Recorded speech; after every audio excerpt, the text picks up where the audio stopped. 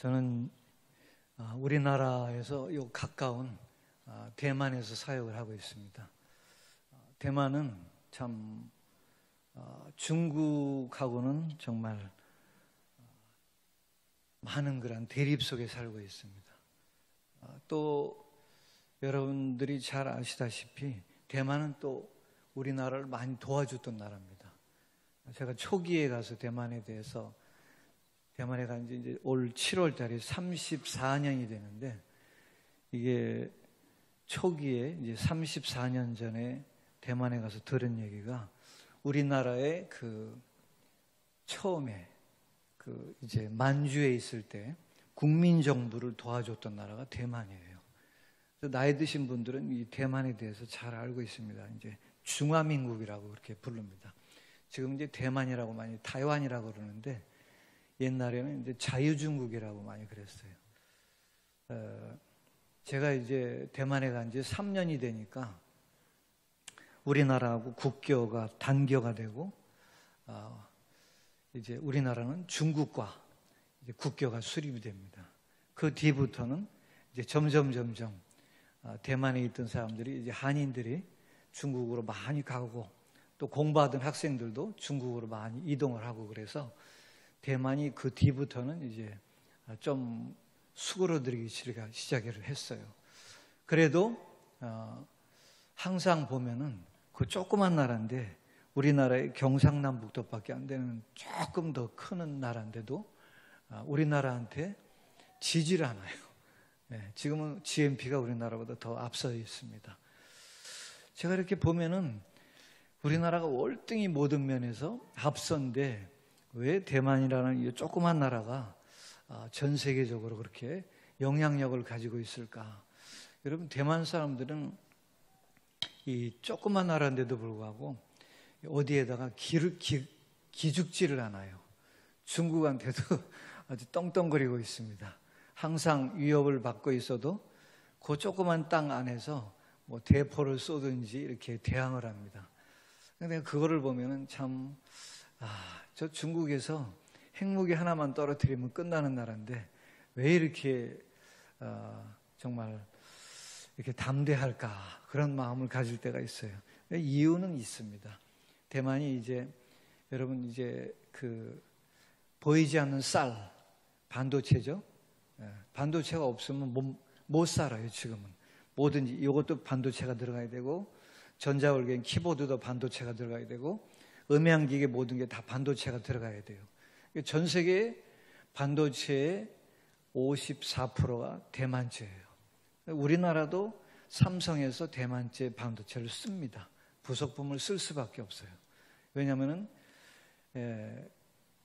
싼 가격에 또 많이 빨리 이렇게 생산을 하는 나라가 이 대만이에요. 그 조그만 나라인데도 불구하고 전 세계의 반도체의 54%를 차지하고 있다는 자체는 우리가 무시하면 안 돼요. 그만큼 숨어있는 잠재력을 가지고 있어요. 그리고 대만에는 나이 드신 분들도, 저하고 이렇게 주위에 우리 동네에 있는 나이 드신 분들 보면은 뭐 80, 90은 아무것도 아니에요. 우리가 목회하는 교회에 98세도 있어요. 우리 한인들이 없습니다. 우리 주위에는. 그래서 한국어를 제가 잘 못 쓸 때가 많아요. 문득 이렇게 생각이 안 들어요. 또 설교도 한국어처럼 이렇게 자유스럽지가 못합니다. 왜냐하면은 우리가 살고 있는 그 주위에는 우리 식구밖에 한국 사람이 없어요. 여지까지. 처음 갈 때부터 지금까지 한인들은 별로 잘 안 만납니다. 한국 사람들을 만나면 언어가 늘질 않아요. 또 내가 그 나라에 선교하러 갔지 한국 사람들 목회하러 가지 않았거든요. 저는 이제 대만 사람들과 대만 원주민들을 목회하러 갔지, 선교하러 갔기 때문에, 그래서 이게 한국말이 부드럽지 못할 때가 많이 있어요. 저희 집 사람이 고향이 부산이기 때문에 제가 이제 부산을 자주 내려옵니다. 근래에는. 예전에는 한국에 오면 뭐 4일, 5일 있다가 들어가는데, 우리 처갓집이 이제 다 돌아가셨지만, 오빠가 이제 우리 집사람 우회에 있는 오빠가 이제 78세예요. 자, 77세. 또 우의 언니는 이제 3년 전에 이제 세상을 떠났어요. 그래서 아주 유명한 한국의 그 유화 화가인데 저희 집사람 언니가 언니하고 여동생이 이제 예술가예요. 그래서 우리 집사람 동창 중에 한 명은 저 감천에 가시면 감천 문화마을이 있어요. 그 문화마을을 설계한 사람이 우리 집사람 동창 친구입니다. 우리 집사람 당연히 한국을 떠난 지가 오래됐기 때문에 활동을 못하죠. 이미 손 놓고 하나님의 일만 이제 전심전력으로 하기 때문에 그런 거에 대해서 이제 손을 놓은 지가 오래됐어요. 그래도 이번에 이제 한국에 온 지 이제 한 달이 좀 지났는데 또 동창 중에 하나가 이제 저 해운대 달맞이길 옆에서 근래 부산시장이 이제 그 건물로 이제 이사를 왔더라고요. 그 지하실에 공방이 있어요. 도자기 공방. 부경대 이제 교수를 했던 이제 동창이 이제 은퇴를 해서 도자기 공방을 이렇게 하고 있는데 너무 마음에 드는 물건이 많은 거예요. 그래서 일주일에 한 번씩 가서 우리 부부가 도자기를 만들고 있습니다. 도자기 만들면서 내가 느끼는 게 뭐냐면은 주님께서 하나님께서 나같이 이렇게 모난 사람을 이 흙으로 빚으실 때 얼마나 답답해 하셨을까. 제가 모난 점이 많아요. 정말 교만할 때도 많이 있었고 또 하나님께서 너무 많은 것을 이제 선교지에서 누리도록 해주셔가지고 이게 사리 분별을 못할 때가 많이 있었어요. 참 인간이 그렇습니다. 인간이라는 게 그렇게 나약해요. 그런데 제가 아까도 얘기했다시피 우리 동네 근처에 우리 저희가 살고 있는 그 타운 그 주거지 안에 7, 80 된 분들이 많아요. 대만도 지금은 이 고령화 시대가 되는 것 같아요. 근데 그분들이 우리나라 7, 80대하고 틀려요. 뭐가 틀릴까요? 매일 그냥 하루에 아침 저녁 운동을 하셔. 노인분들이 7, 80. 그리고 우리는 80대 그렇게 되는 분들을 나이 들었다 치지를 못해요. 우리 동네 안에서는. 이게 공무원 은퇴하신 분, 이렇게 대만 분들 중에서 또 사회적으로 좀 이제 사업을 하시다가 은퇴하신 분들이 그쪽 지역으로 이렇게 많이 와요. 공기가 좋아가지고. 근데 저희는 이제 그 주위에서 사역을 하고 있습니다. 90대신 할머니가 한 분 계시는데, 이분은 우리보다 더 건강해요. 그리고 항상 이렇게 오후에 그 집에 이렇게 차 마시러 오라고 그래서 놀러 가면은 이렇게 붓글씨를 막 쓰고 있어요. 얼마나 잘 쓰는지. 그래서 힘이 있다. 내가 그걸 느꼈어요. 또 오토바이도 대만은 오토바이를 이제 노인들이 많이 타시는데 70, 80, 90 되신 분들도 스쿠터 타고 자기가 사고 싶은 거 가서 사고 굉장히 진보적이에요. 그래서 제가 대만 분들을 이제 알면서 느낀 게 한국 사람들보다도 더 이렇게 빠릿빠릿하다. 그런 걸 느꼈어요. 그리고 이 대만에는 자기 자체에서 차를 안 만들어요. 전부 외제예요. 제가 갈 때부터 느끼는 거는 벤츠, BMW 같은 거는 그냥 흔하게 볼 수 있고 지금도 마찬가지예요. 지금도 우리 동네에 한 80%는 아우디, BMW, 벤츠 이런 걸 타고 다녀요. 그렇다고 해서 그 차들이 거기에서는 좋은 차가 아니에요. 왜냐하면은 한국 돈 1,000만 원만 주면 살 수가 있어요. 하도 외제차만 있다 보니까 얼마 쓰지 않다가 그냥 중고차상에 이게 넘겨요. 그래서 어떤 분들이 제가 이제 도요타 차를 잘 타는데, 20년 전부터 좋은 차 탄다고. 좋은 차 아니에요. 한 15년 지난 그런 중고차 타고 다닙니다. 그래도 일본 사람들이 엔진을 잘 만들어요. 우리나라하고 그런 점을 좀 많이 배웠으면 좋겠어요. 대만도 이 반도체를 잘 만드니까 미국에서도 꼼짝 못 하잖아요. 얼마 전에 이제 작년에 미 하원 의장이 꼭 오겠다고 그래서 왔어요. 중국이 난리가 났어요. 항공모함 가까스로 만든 거 대만 항구에다가 딱 이제 막아놓고 또 그냥 어마어마한 그런 이제 미사일도 그냥 한 70발을 대만을 향해서 딱 조정을 하고 있었어요. 그런데도 오더라고요. 왜 올까요? 네, 미국에도 반도체가 없으면 못 살아요. 그러니까 대만을 의지해야 되거든요. 정말 그런 면에서 볼 때는 조그만 나라면서도 자부심이 있는 나라. 또 거기에 있으면은 여러분 제가 선교사 같지가 않아요. 하도 사람들이 잘 살다 보니까 이게 누가 선교사인지 누가 현지의 우리 원주민 목회자들이 선교사인지 내가 선교사인지 구분이 안 될 때가 많이 있어요. 네, 저를 많이 도와줍니다. 이런 나라에서 이제 선교를 이제 34년 동안 하다 보니까 참 나도 모르게 향수병이 걸렸어요. 특히 우리 집사람이 이 좋은 부산에서 살다가 그 정말 답답한 나라에 사니까 얼마나 답답하겠어요. 제가 이번에 부산에서 한 달을 넘게 살면서 느낀 게 뭐냐면은 부산처럼 좋은 데가 없어요. 국제도시예요. 부산은 모든 게 다 갖춰져 있는 것 같아요. 네. 전 세계적으로 이렇게 짜여 있는 데가 드뭅니다. 저도 많은 나라를 가봤지만은 부산처럼 이렇게 짜여져 있는 데가 없어요. 정말 아주 보기 드문 데입니다. 조금만 나가면 정말 어마어마한 바닷가가 있죠. 또 조금만 뒤로 가면은 정말 아름다운 산이 있죠. 이렇게 아름다운 것이 드물어요. 그래서 제가 이제 대만 사람들을 몇 년 전부터 이제 코로나 전에 이 부산에 데려온 적이 있어요. 대만 사람, 다른 나라 선교사들은 그 나라 사람들, 선교지에 있는 사람들 데려오려면은 어디다가 이렇게 막 재우고 안배하고 그래야 되는데 이 사람들은 그런 걸 안 해요. 자기들이 호텔 예약을 다 해놔. 그러니까 내가 편해요.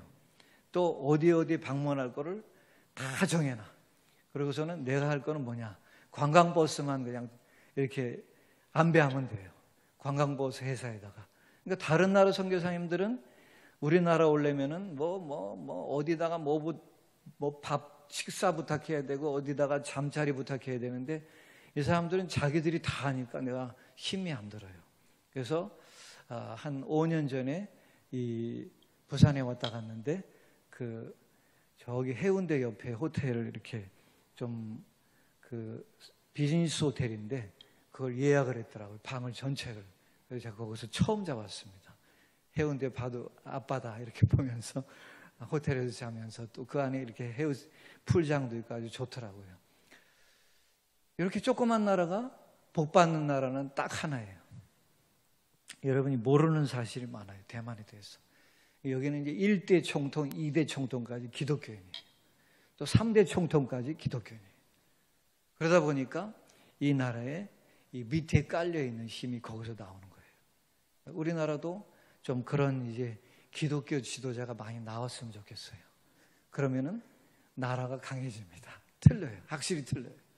우리 윤석열 대통령은 제가 지금 현직 대통령이기 때문에 앞에도 계셨지만은 현직 대통령인데 이분을 제가 좋아하는 이유는 딱 한 가지예요. 미션 스쿨을 나왔어요. 제가 서울의 경신고등학교 출신입니다. 1885년도에 제 모교가 세워졌어요. 우리나라가 초기에 세워질 때 선교사가 들어와서 이제 언더우드가 세운 학교가 경신고등학교예요. 제가 나온 고등학교예요. 그분은 대광고등학교 출신이에요. 미션 스쿨. 근데 미션 스쿨 출신들이 이게 신앙생활을 안 할래 안 할 수가 없어요.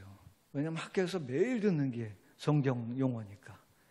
일주일에 한 번씩 또 예배를 드려야 되니까. 그 힘이 무시를 못합니다. 제가 나온 고등학교 출신들은 이제 정필터 목사님이 우리 동네 옆에 살았어요. 경신고등학교 옆에. 옛날에 저 수영로 교회 담임하셨던. 그래서 그 주위에 있었던 분들이 이제 목회 초기에 할 때 또 이렇게 학교에 설교를 하러 오셨어요. 정필도 목사님도.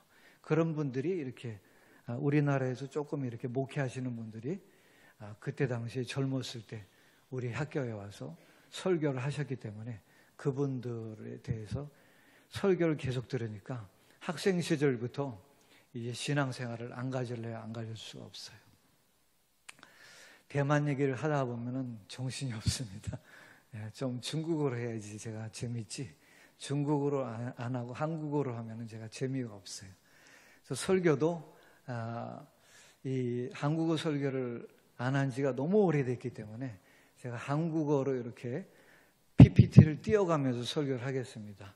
왜냐하면 이게 부드럽게 이어지지가 않아요. 한국말을 제가 대만에 있으면 쓸 시간이 없어요. 중국어로만 이제 대화를 하고 중국어로만 설교하고 중국어로만 강의를 하기 때문에 이렇게 한국에 나와야 이렇게 많이 써요. 오죽했으면은 우리 집 사람하고 국제시장을 갔는데 내가 그랬어. 여보 어떻게 여기 한국 글자가 있냐? 당연히 한국이니까 한국 글자가 있어야죠.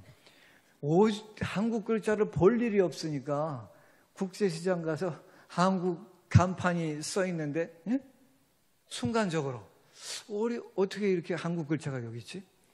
또 우리가 둘이서 걷다가도 어디서 한국말이 들리지? 이럴 때가 많아요. 우리 둘이 부부가 고집스럽게 여겼던 게 뭐냐면은 한국 사람을 만나면 안 된다. 선교지에 가서. 왜냐하면 그러면 언어가 안 돼요, 여러분. 선교사가 한국말 너무 잘하는 거 보면 난 신기해. 선교사가 그 나라 말을 잘해야지, 자기가 나간 나라 말을 잘해야지 어떻게 한국말을 잘할 수가 있어요. 그래서 제가 좀 한국말 할 때 어느래도 좀 이해하시기 바랍니다. 좀 파워포인트 띄워주실래요? 우리가 주님을 이제 다시 만날 때가 있어요. 다음 밑에 우리 모든 사람들이 개개인이 예수님이 부른 시간이 다 달라요.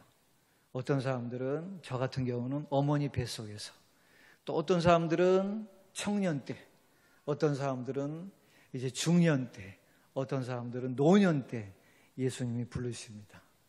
부르시는 방법도 다 달라요.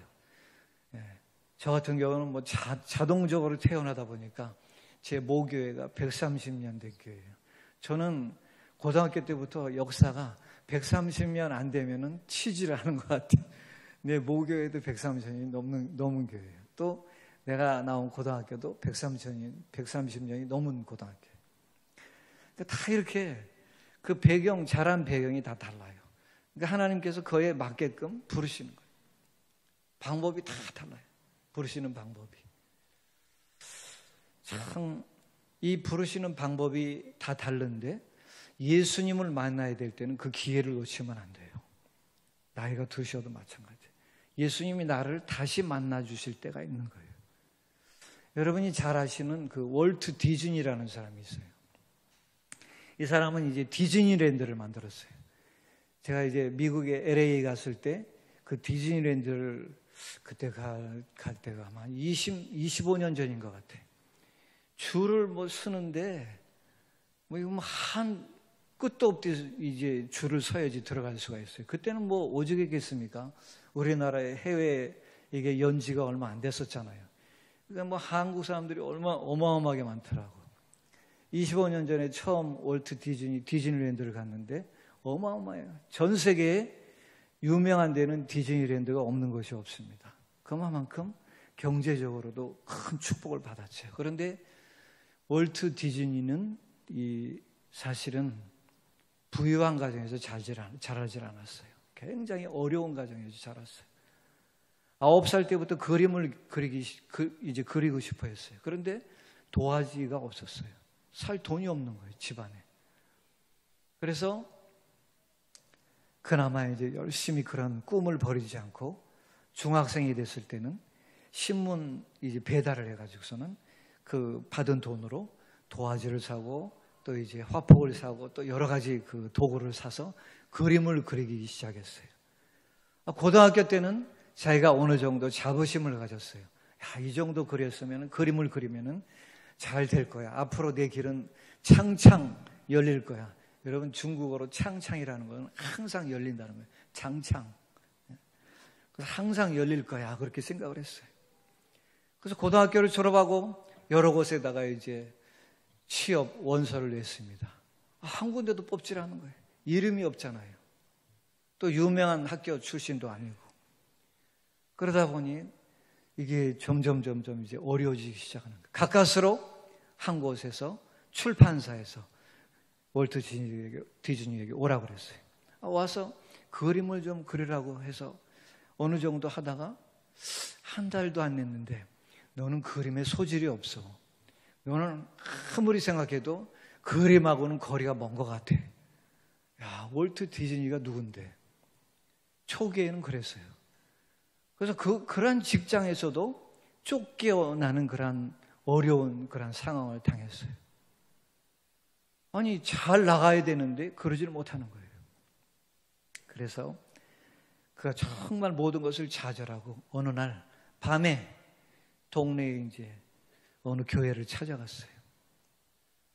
교회를 찾아가서 눈물을 흘리면서 내가 하나님을 안 믿고 예수님을 안 믿지만 하나님, 제가 어떻게 하면은 내 인생에 다시 한번 그런 기회를 찾을 수 있을까요?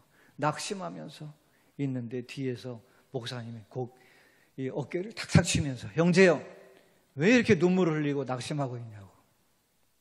목사님, 제가 가까스로 직장을 잡았는데 이 직장에서도 제가 그림에 소질이 있는 줄 알고 지금까지 버티고 있었는데 너는 그림에 소질이 없어. 너는 아무래도 앞으로 영영 그림하고는 아무 상관이 없는 사람인 것 같아. 쫓겨났습니다. 그리고 이제는 6개월 동안 이 원룸 월세가 밀려서 이제는 쫓겨나서 어디 갈 데도 없습니다. 목사님이 그랬습니다. 예수님을 믿으십시오. 예수님은 우리의 소망이 되십니다. 예수님을 믿으면 하나님의 자녀가 됩니다. 순간적으로 그 하나님의 자녀가 된다는 말에 귀가 쏠깃해서 믿겠습니다. 그래서 예수님을 영접했어요. 목사님께 하소연을 하는 거예요. 목사님, 그러나 제가 갈 곳이 없습니다. 그래요? 그럼 우리 교회 창고가 하나 있는데 창고를 당분간이라도 쓰라고. 창고에 거하면서 생활하다 보니까 쥐가 막 왔다 갔다 하네. 이건 도저히 이거 정상적인 생활을 할 수가 없는 거예요. 그런데 디즈니가 거기에서 발견한 게 있어요. 여러분, 항상 우리 인간은 내가 아주 자연스러운 곳에서 뭔가를 잡아야 돼요. 이 쥐하고 생활을 하다 보니까 쥐에 대한 컬렉터를 잡아가지고서는 쥐 그림을 그리기 시작했어요. 그게 바로 미키마우스입니다. 순간적으로 믿음을 가지고 그때부터 쥐 그림만 그리기 시작했어요. 아마 전 세계에서 쥐 그림을 그렇게 많이 그린 사람은 없을 겁니다. 만화 영화도 그렇게 쥐 그림으로 만들었잖아요. 그래서 이 사람이 25살 때 용기를 가지고 조그만 그 창고에서 생활하면서 자기가 그림을 그리기 시작해서 그것을 내다가 팔기 시작했어요. 막 히트를 치기 시작하는 거예요. 어린아이들이 너무 좋아하는 거예요. 이게 쥐는 별로 안 좋아했었는데 너무 순진하고 예쁘게 이 쥐 그림을 그리기 시작한 거예요. 그래서 만든 영화가 미키마우스입니다. 여러분, 사람들은 이렇게 하나님께서 주실 기회를 주실 때가 있어요. 이게 기회를 중국어로 지회라고 합니다. 이 기할 기자에다가 이제 모일 회자를 써요. 이거는 한문 그대로를 풀이하면은 우리 옛날 분들 한문 다시 회고해 보세요. 이 기회라는 것은 누가 나에게 주는 게 아니에요. 나무 목자가 들어가거든요. 무슨 뜻이에요? 내가 그걸 만들어야 된다는 거예요. 내가 만들지 않으면 그걸 찾을 수가 없는 거예요. 많은 사람들이 기회는 나는 운수가 좋기 때문에 그렇게 생각을 해요. 나는 운이 좋기 때문에, 나는 모든 배경이 좋기 때문에, 나는 학벌이 좋기 때문에, 또 내 직장이 좋기 때문에 나는 모든 것이 다 풀린 사람이야. 그렇게 생각하는 사람이 있는데 그건 잘못된 생각이에요. 내가 만들어야 되는 거예요. 그런데 내가 만들기 전에 나를 창조하신 하나님께 모든 것을 맡기면은 자동적으로 문이 열립니다. 그런 사람 중에 한 사람이 있었어요. 파워포인트 내려주세요. 베드로라는 사람이 있었어요. 이 베드로가 아주 어부 중에 어부입니다. 그 사람이 직업이 어부예요. 프로 어부죠. 그런데 어느 날 밤이 맞도록 고기를 잡았는데 이 프로에게도, 골프 프로에게도, 이 어부 프로에게도 인생에 그런 실패할 수 있는, 좌절할 수 있는 그런 단계가 있는 거예요. 그때 예수님께서 찾아오셨어요. 내가 너의 배를 좀 사용해야 되겠다. 배를 좀 띄워라. 그 배 위에서 말씀을 마치시고 나서 베드로에게 이 깊은 곳에다가 그물 내려라. 주님, 아마 핑계를 많이 댈 거예요. 우리 같으면. 내가 누군데, 내가 어부인데, 그리고 어제 밤이 맞도록 지금 내가 이 그물을 내려서 고기를 잡았는데 한 마리도 못 잡았는데, 우리는 항상 핑계 속에 살아요. 그런데 베드로는 그 모든 것을 접어두고 말씀에 의지해서 내가 그물을 내리겠나이다. 내리다 보니까 어떻게 됐어요? 그물이 찢어졌어요. 미안하게도 그물이 찢어졌습니다. 얼마나 많이 잡았으면 그물이 찢어졌어요. 그때 많은 사람들은 아마 이렇게 생각했을 거예요. 야, 나에게 기회가 주어졌다. 나 이제 대박 맞았어. 이때부터는 내 앞길은 순탄대로다. 제가 쓰는 용어 중에서는 한문이 들어있기 때문에 고사성어를 쓸게요. 순탄대로다. 이렇게 생각을 했어요. 아주 대박 맞은 베드로가 돼버린 거예요. 그런데 부자가 된 베드로가 아니라 그때 순간적으로 베드로가 한 행동은 뭐예요? 야, 이분은 일반 분이 아니다.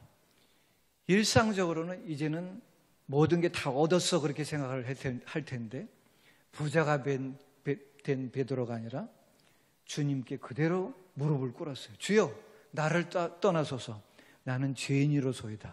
보통으로 따지면은 지금 많은 축복을 받았는데 이 축복을 계속 누려야 되잖아요. 그런데 베드로는 거꾸로예요. 부자가 된 베드로가 아니라 그 모든 것을 내려놓고 주님을 따랐다고 그랬어요. 이게 쉽습니까, 여러분? 쉽진 않아요. 여러분과 저에게 이런 상황을 주어졌다면 쉬운 상황이 아니에요. 모든 걸 포기할 수 있는 상황이 아닙니다. 그대로 이 찬스를 살리고 싶죠. 근데 베드로는 그렇게 큰 축복을 받았을 때 이분이 누군가를 아는 거예요. 이 물질과 이 모든 건강과 이런 것이 아니라 예수님이 주인이구나. 이분 때문에 이 모든 것이 주어졌구나라는 것을 베드로는 생각을 했던 거예요. 그렇기 때문에 주여 나를 떠나소서. 나는 죄인으로소이다. 여러분에게 어떠한 것을 주님께서 주셨을 때, 하나님께서 주셨을 때 그 기회를 그저 그 눈앞에 보이는 것만 생각하면 안 돼요. 그러면은 우리는 많은 것을 놓칩니다. 놓칠 수밖에 없어요. 놓치다 보면은 주님께서 나를 부르신 소명을 잊어버려요. 그 다음에 내려주세요. 바로 그냥 이렇게 소명을 받았는데도 불구하고 베드로는 안타깝게도 3번을 예수님을 부인합니다. 잘 나가야 되잖아요. 뭐 수제자라고까지 부침을 받았어요. 그런데도 실수를 합니다. 내려주세요. 요한복음 21장에 보면은 요한복음의 최끝장이에요. 결론을 얘기하겠습니다. 부활하신 예수님께서 제자들에게 나타나세요. 그리고 베드로에게 다시 한번 물어보십니다. 네가 처음 내가 너를 불렀을 때처럼 나를 사랑하냐? 나를 만난 그 처음처럼 나를 정말 사랑하고 있어? 주님이 다시 한번 똑같이 베드로에게 나타나신 것입니다. 내려주세요.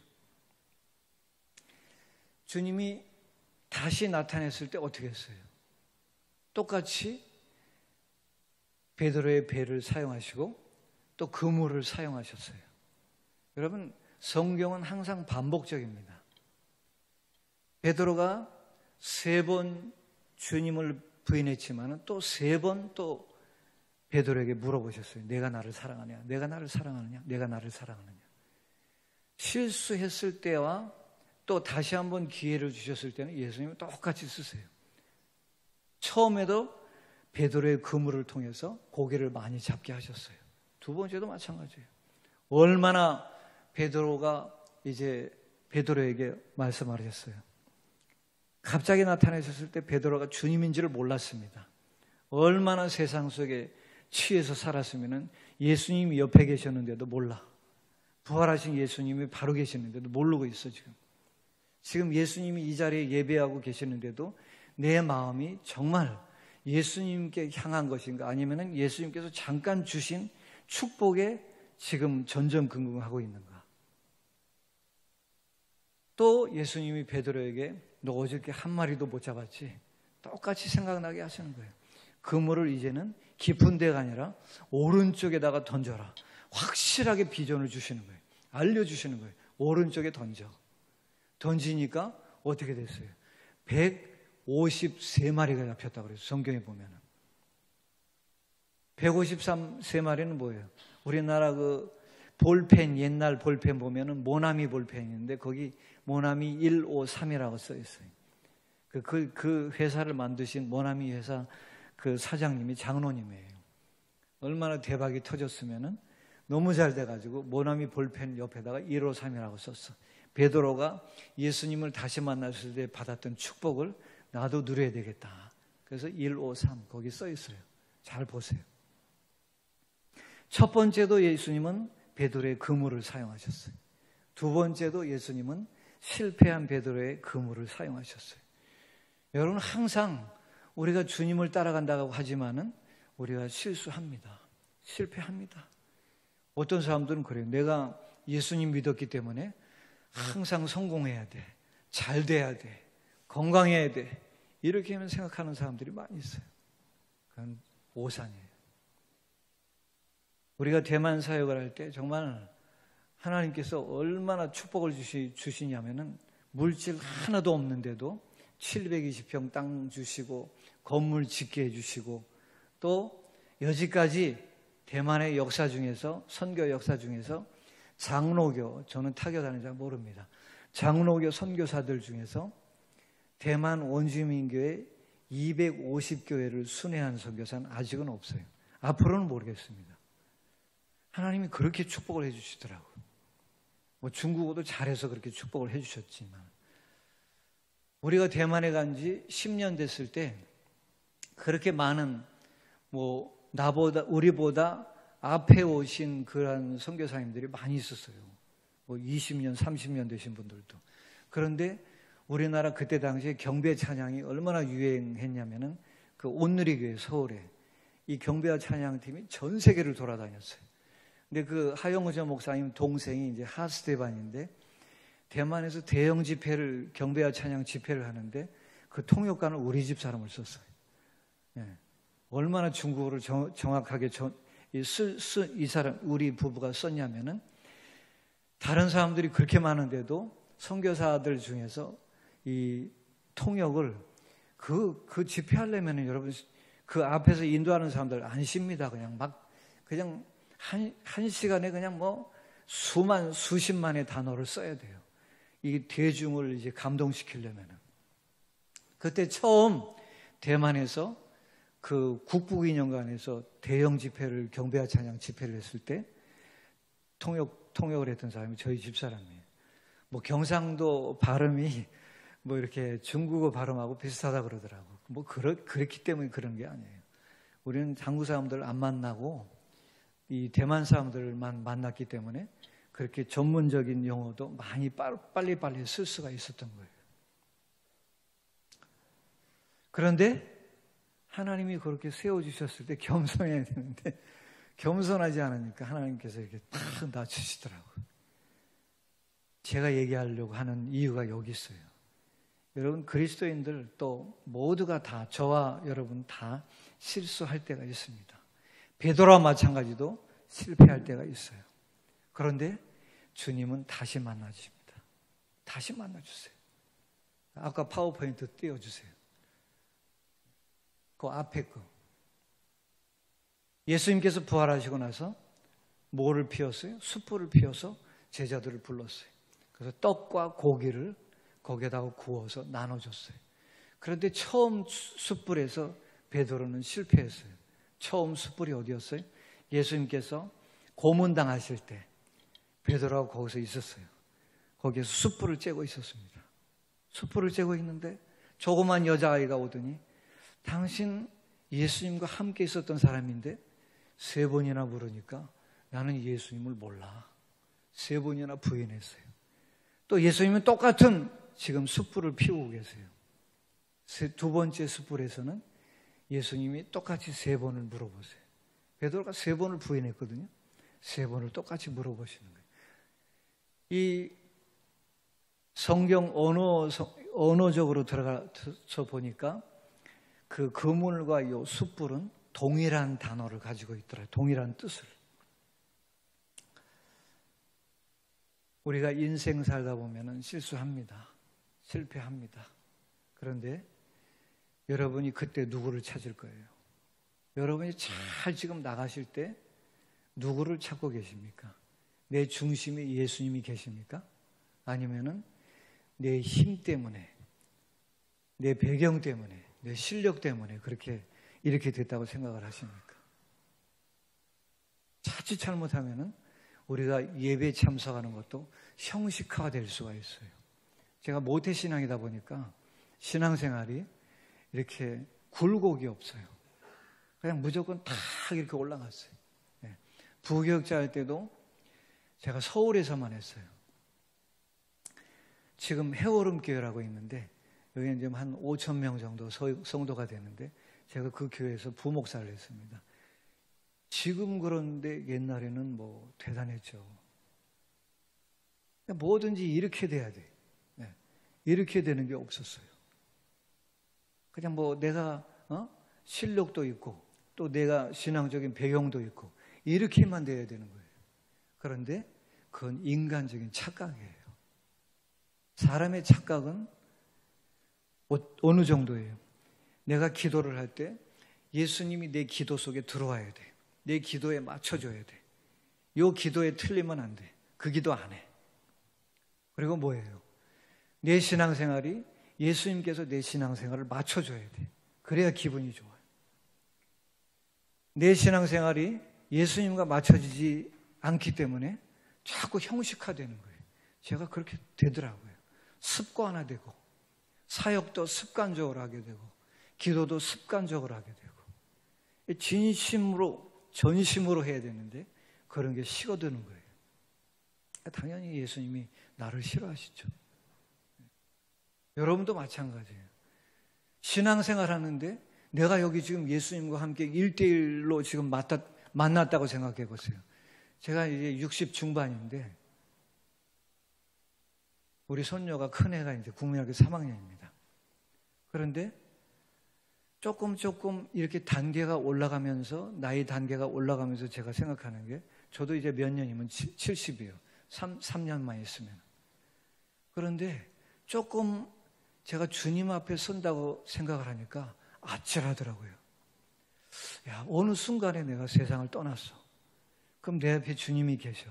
그럼 주님이 나를 뭐라고 부르실까? 어느 날 우리 며느리가 그러더라고요. 아버님, 저는 저희 아버지도 목사님이고 우리 이제 시아버님도 목사님이다 보니까 정말 애들이 말 안 들을 때 보면 이해가 안 가요 그러더라고요. 그래서 야, 넌 착각하지 말아라. 네 두 아버지가 목사님이라고 그래서 자녀들이 잘 되는 게 아니야. 네가 네 자녀들을 위해서 기도를 해야 돼. 할아버지가 언제까지 손녀들을 위해서 기도할 수가 없어. 너희들이 자녀들을 위해서 기도를 해야 돼. 눈물의 기도가 뿌려지지 않으면 너희 자녀는 클 수가 없어. 나는 이렇게 조그만 애들 보면 얼마나 기분이 좋은지 몰라요. 정말 기분이 좋아. 마음이 막 벌렁벌렁해져. 왜냐면은 우리 그 처갓집이 서구예요. 우리 집사람 그 살던 데가 토성동인데 그 동네에 가보면 어린애가 없어.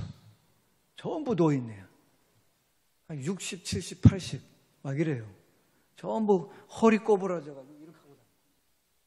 아니면은 이 시장 가방 구르마 달린 거 우리처럼 이제 이렇게 메고 다니는 사람들이 없어요. 전부 뭘 밀든지 해야 돼. 그래서 이렇게 우리 명성교회 와서 제가 너무 좋은 게 그 3층에서 잠깐 쉬고 있는데 조그만 애기들 목소리가 들리더라고요. 우리 손녀들 생각이 나가지고 얼른 나가서 봤어요. 조그만 제일 막내가 이제 걔도 이제 유치원 이제 큰 반이에요. 이제 내년이면 국민학교를 들어가야 돼요. 여러분들이 생각하실 때 내가 잘나서 모든 것이 잘 된다고 생각하시면 안 돼요. 주님이 내가 지금 형식화되어 있는 신앙생활 속에서 다시 한번 예수님이 나를 만나 주실 때가 있어요. 그때 내가 빨리 베드로처럼 터닝 포인트를 잡아야 돼요. 돌아서는 시간을 확실하게 잘 잡아야 돼요. 주님, 제가 잘못했습니다. 이게 아니었습니다. 내가 선교사지만은 대만에서 선교사 그 수준에 살면은 좋은 사람들을 못 얻어요. 그래서 저하고 저희 집사람이 기도를 했어. 우리 집사람이 경상도 여자다 보니까 얼마나 적극적인지 몰라. 또 부산 여자다 보니까 기도도 화끈해요. 그래서 아무것도 없었는데 우리가 한국 돈 1,000만 원 있을 때 4억짜리 집을 도전을 했어요. 도전하세요. 우리 사람이 한국 돈 1,000만 원 있을 때 4억짜리 집 몇 년 전이야? 5년 전인데 4억짜리 집 도전을 했는데 우리가 지금 4억, 지금 그 이상 된 재산의 집에서 살고 있어요. 어쨌든 살고 있습니다. 하나님이 기적적으로 그렇게 열어주시더라고. 기도를 하니까. 우리 집 주인, 이 주인 아주머니가 예수님을 어떻게 중간에 믿었어. 그러다 보니까 우리가 융자를 내야 되는데 그 융자금을 자기가 다 갚아줬어. 매독되는 융자금을 이분이 다 갚아줬어요. 그러니까 하나님은 역전의 하나님이야. 우리가 안 되는 것 같은데 우리가 정말 두 손 들고 내가 주님 뜻대로 살겠습니다. 내가 아버지 하나님 정말 이제부터는 내 요령 피우지 않고 내가 정말 진실하게 살겠습니다. 하나님은 1,000만 원 갖다가도 4억짜리 집에 들어가게 하시더라고요. 그리고 그분이 한 3억 정도를 갚아주시더라고요. 자기 돈으로. 우리 돈이 아니라. 지금 우리가 살고 있는 데는 타운하우스예요. 아파트가 아니에요. 그냥 단독으로 3층을 쓰고 있어요. 그 동네가 다 그래요. 저희도 다 그냥 완전히 그냥 뭐 진짜 주님께서 뭐 이렇게 그 가지치기를 하시는데 너 너무 교만해. 너 너무 잘난 체 많이 해. 탁탁 치시는데 아무것도 없어. 맨 나중에 보니까 한국 돈 1,000만 원밖에 없어. 맨 나중에 보여주세요. 주님이 이제 아니 그 앞에요. 그 앞에. 우리가 교회를 할 때 주님 사랑하는 마음이 없으면 도중에 하차합니다. 저도 그렇게 했어요. 도망까지 갑니다. 예수님, 주님 이거 정말 힘들어서 못하겠어요. 이거 정말 이 선교 사역이 이렇게 힘든 줄 몰랐습니다. 현지인 목회도 했어요. 다 안 해본 게 없습니다. 저희는 뭐 신학교 학장도 해보고 다 했습니다. 안 해본 게 없어요. 저는 뭐 박사학위도 하나님께서 받게 해주시고 다 했어요. 했는데 문제는 내가 너무 나를 세울 때는 하나님께서 나를 가지치게 하셔요. 가지치기. 근데 빨리 치실 때 빨리 돌아서야 돼요. 우리의 마음을 주님께 초점을 맞춰야 됩니다. 다시 그물을 통해서 우리에게 교훈을 해주세요. 너 이 그물 통해서 나를 발견했지? 너 이 그물 통해서 나를 다시 한번 만나. 이 숯불을 통해서 너 나 실수를 했지? 나 3번 부인했지? 이 숯불 통해서 너 다시 한번 깨어나봐.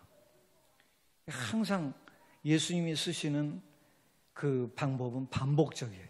성경에 보면은. 그래서 다시 한번 우리가 신앙생활을 다시 시작했다고 생각하세요. 그래서 지금부터는 내가 주님 앞에 서는 그 시기다 생각하시고, 저도 얼마가 더 살지 모르겠어요. 주님 앞에 서야 되는 시기다 생각하면 정신이 바짝 들더라고요. 그러한 신앙생활을 할 수 있기는 저와 여러분이 될 수 있기를 주님의 이름으로 부탁드립니다.